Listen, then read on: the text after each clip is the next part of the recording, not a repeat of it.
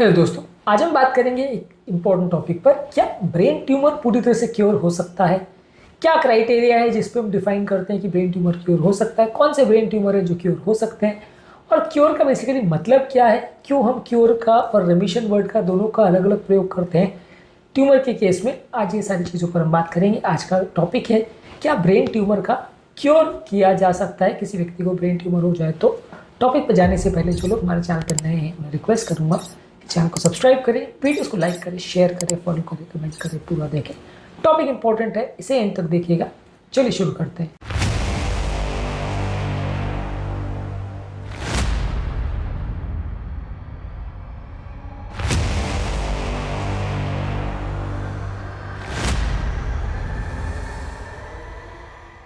Brain tumour के cure के chances जो है बहुत सारे फैक्टर्स पे डिपेंड करता है। ट्यूमर का टाइप क्या है, साइज क्या है, लोकेशन क्या है, ग्रेड क्या है, किस स्टेज पे डायग्नोज किया, ये सारी चीज़ों पे डिसाइड होगा कि ट्यूमर डायग्नोज होने के बाद ट्रीट हो सकता है या नहीं और क्योर होगा या नहीं। ज़्यादातर अगर किसी को छोटा और सीमित एरिया में ट्यूमर है, इसको बेनाइन ट्यूमर बोलते हैं, तो सक्सेस के चांसेस ज़्यादा है। फैला हुआ ट्यूमर है, मैलिग्नेंट ब्रेन ट्यूमर है, तो सक्सेस के चांसेस कम है। बेनाइन के टाइप्स में आते हैं मेनिंजियोमा, पिट्यूटरी एडिनोमा, श्वानोमा और लो ग्रेड ग्लायोमास। ये सारे अलग अलग टाइप के ट्यूमर्स हैं जिसमें सक्सेस के चांसेस ज़्यादा है। इसमें ज़्यादातर आप सर्जरी करके उसको निकाल देते हैं या रेडिएशन द्वारा या गामा नाइफ द्वारा उनको काट के अलग करते हैं। ज़्यादातर इसमें सक्सेस रेट अच्छे हैं। कुछ केसेस में रिकरेंस हो भी सकती है, लेकिन फिर भी कंपैरेटिवली सक्सेस रेशियोज इसमें अच्छे हैं।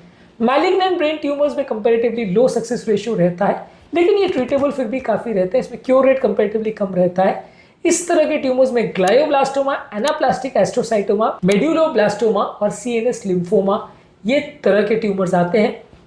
इसमें भी थेरेपी में सर्जरी, रेडिएशन थेरेपी और कीमोथेरेपी देते हैं। इसमें सक्सेस रेशियो ज़्यादातर किस टाइप का ट्यूमर है, किस स्टेज का ट्यूमर है, किस साइज का ट्यूमर है, किस स्टेज में उसको डायग्नोज किया गया, ये सारी चीज़ों पर डिपेंड करेगा कि व्यक्ति क्योर होगा या नहीं, बचेगा या नहीं। ज़्यादातर इस तरह के ट्यूमर्स को लंबे समय तक मैनेज किया जा सकता है। पूरी तरह से क्योर होगा या नहीं वो केस टू केस वेरी करता है। कौन कौन से ऐसे फैक्टर्स है जो डिसाइड करते हैं कि इसमें पेशेंट बचेगा या नहीं? एक तो ट्यूमर किस टाइप का है, किस ग्रेड का है, यानी लो ग्रेड ट्यूमर है तो बच सकता है पेशेंट। हाई ग्रेड ट्यूमर है या जल्दी फैलने वाला ट्यूमर है तो मरने के चांसेस ज़्यादा है। लो ग्रेड और हाई ग्रेड ट्यूमर्स में क्या फ़र्क होता है, ग्रेडेशंस और स्टेजेस में क्या फ़र्क होता है, ये सारी चीज़ हमने अलग अलग वीडियोज़ में ऑलरेडी डिस्कस करी है। इसके अलावा ट्यूमर किस लोकेशन में है ब्रेन के, अगर क्रिटिकल एरियाज में है जैसे ब्रेन स्टेम में या थैलेमस में, तो उसको रिमूव करना डिफिकल्ट है, सक्सेस रेशियो कम रहेगा। अगर ट्यूमर का साइज बहुत बड़ा है तो सक्सेस रेशियो कम रहेगा। ग्रोथ रेट बहुत ज़्यादा है यानी जल्दी ग्रो करने वाला है तो सक्सेस कम रहेगा। अगर जल्दी डायग्नोज हो गया तो सक्सेस का चांसेस बेटर रहेगा। और ट्रीटमेंट को कैसा रिस्पॉन्स दे रहा है, मान लीजिए कीमोथेरेपी, रेडियोथेरेपी दिया, उससे श्रिंक हो रहा है या नहीं। श्रिंक हो रहा है तो रिस्पॉन्स अच्छा है, नहीं हो रहा है तो सक्सेस का चांस कम है। तो ये सारे फैक्टर्स डिसाइड करेंगे कि पेशेंट के सर्वाइवल के चांसेस कैसे हैं। ट्रीटमेंट ऑप्शन में सर्जरी सबसे बेस्ट चांस देता है पेशेंट के ट्यूमर के क्योर होने का। बाकी कीमो रेडियोथेरेपी में ज़्यादातर वो सेल्स को छोटा करता है, कम करता है, तो वो सर्जरी के लिए फैसिलिटेट करने के लिए ज़रूर यूज़ करते हैं कि उससे सर्जरी ज़्यादा आसान हो जाए पेशेंट की।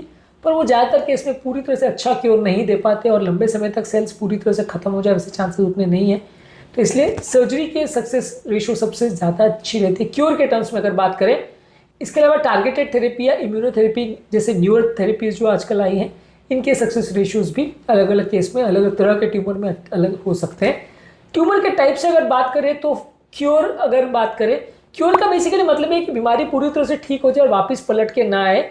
यूजली रेमिशन वर्ड का ज़्यादातर इसलिए प्रयोग किया जाता है कि ट्यूमर एक बार अगर कम हो गया या उसका असर कम हो गया तो उसको रेमिशन बोलते हैं, लेकिन ट्यूमर वापस पलट के आ सकता है क्योंकि काफ़ी केस में ऐसा होता है कि छोटे मोटे ट्यूमर के सेल्स बच जाते हैं जो कि वापस पलट के वार कर सकते हैं यदि आप उसको टाइम पर ट्रीट नहीं करते हो या डिटेक्ट नहीं करते हो, तो वापस ट्यूमर कैंसर पलट के आ सकता है।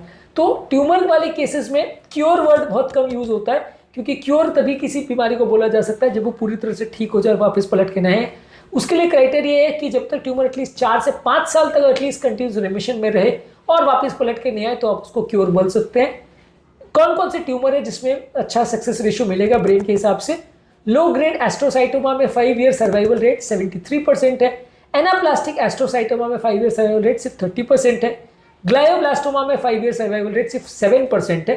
मेनिंजियोमा में अगर फुल्ली रिमूव हो जाता है तो 5 ईयर सर्वाइवल रेट 90%। ये सबसे अच्छा सर्जिकल रिजल्ट देता है। मेड्यूलोब्लास्टोमा अगर अग्रेसिव ट्रीटमेंट दिया जाए तो 5 ईयर सर्वाइवल रेट 70% के आसपास है। तो अलग अलग ट्यूमर में सबसे खराब सर्वाइवल रेट ग्लायोब्लास्टोमा का है, सबसे अच्छा सर्वाइवल रेट मेनिंजियोमा का है।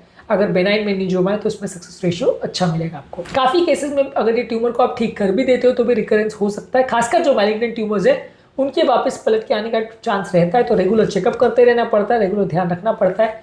ब्रेन ट्यूमर्स पूरी तरह से क्योर होना बहुत ईजी नहीं है। छोटे साइज में अर्ली स्टेज में आपने डिटेक्ट कर लिया तो काफ़ी चीज़ों को क्योर किया जा सकता है। एक बार अब बीमारी अगर लेट स्टेज में पहुंच गई तो फिर सक्सेस रेशियो कम रहता है। अग्रेसिव अगर कैंसर है तो बहुत सारे फैक्टर्स है जो डिसाइड करते हैं कि कौन सा पेशेंट का ट्यूमर ठीक होगा या नहीं। पेशेंट टू पेशेंट कंपैरिजन करना बड़ा मुश्किल है। ये डिस्कस करना टॉपिक इंपॉर्टेंट इसलिए लोग एक दूसरे से कंपेयर क्योंकि करने लगते हैं कि उसका ट्यूमर ठीक हो गया, मेरा क्यों नहीं हुआ, उसका ब्रेन ट्यूमर था, मेरा क्यों नहीं ठीक हो गया, उसका ठीक हो गया। तो अलग अलग केस में आप कंपेरेटिव एनालिसिस इसलिए नहीं कर सकते क्योंकि सब तरह के ट्यूमर्स अलग होते हैं, सबका सक्सेस रेशियो अलग रहता है, सब में थेरेपी के बाद क्या रिस्पॉन्स रहेगा उस सब चीज़ में बहुत फर्क रहता है। सब तरह के ट्यूमर्स में सिमिलैरिटी नहीं होती। हर तरह के ट्यूमर का हर स्टेज पे जिसमें वो डिटेक्ट हो रहा है, क्या थेरेपी दी, थेरेपी को कैसा रिस्पॉन्ड किया, सर्जरी कितना सक्सेस हुआ, किस एरिया में ट्यूमर था, बहुत सारे फैक्टर्स हैं जो डिसाइड करेंगे। इसलिए ये कह देना कि ब्रेन ट्यूमर ठीक हो जाता है या ब्रेन ट्यूमर नहीं होता है, दोनों ही पूरी तरह से गलत है। हर केस टू केस में रिजल्ट्स वेरी करेंगे। किसी में बहुत अच्छा सक्सेस भी मिलेगा, पूरा भी क्योर हो सकता है, और किसी में नहीं हो सकता। ये बहुत सारे फैक्टर्स और खासकर आपकी किस्मत पर डिपेंड करेगा कि आपको कौन से टाइप का ट्यूमर है और किस स्टेज पे वो डिटेक्ट हुआ। उम्मीद करूंगा कि आज के टॉपिक में कुछ नई बातें जानने को मिली होगी। जो लोग हमारे चैनल पर नए हैं उन्हें रिक्वेस्ट करूंगा कि चैनल को सब्सक्राइब करें, वीडियोस को लाइक करें, शेयर करें, फॉलो करें, कमेंट करें पूरा।